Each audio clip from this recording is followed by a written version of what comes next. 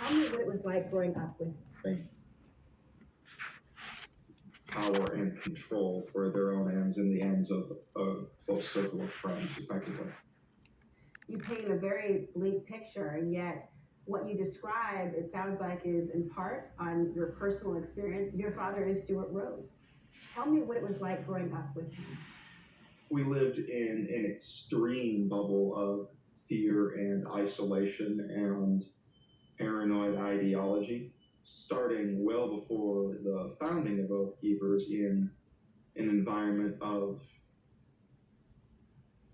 general terror at the coming downfall of society that served as inspiration for Stuart to capture the now aimless energy that was left in the wake of the collapse of the Paul movement and direct it into his own thing, into what was inevitably going to become the radical private army answering only to him, just because.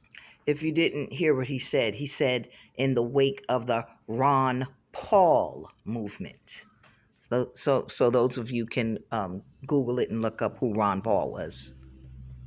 Down to his bone marrow, Stuart Rhodes is a pure authoritarian. And that was very much reflected at home, where an environment of fear was cultivated just inside the house, that anyone we talked to could be a government informant who was out to get us. And the good example is the sabotage of our homeschooling as children to make sure that we were always behind, and so that Stuart could use the threat of Child Protective Services being involved as a lever of control to get all of us to conceal what our home lives were like, even from other people inside the militia movement. Because as long as the house was maintained in a state of chaos and we were all educationally and medically neglected, then fear of outside authorities worked with Stuart as a lever to maintain control.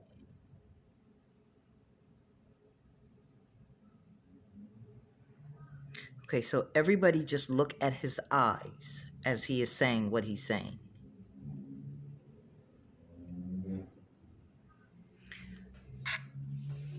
If you have been the victim of abuse from the time you were born to 2028, that's only 6 years ago, because it's 2024 now.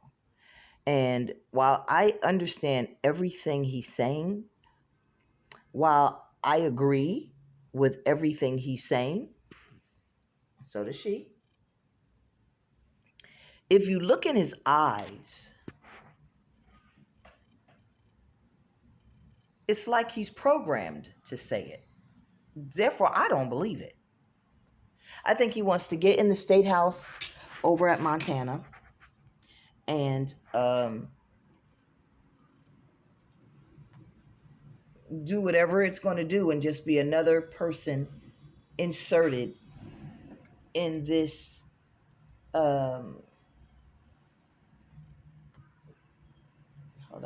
another person inserted, but now running as a Democrat. Could have said independent, but I think they've caught on that saying you're running as an independent doesn't work for the independents because you're really not an independent. You're a Democrat or you're Republican.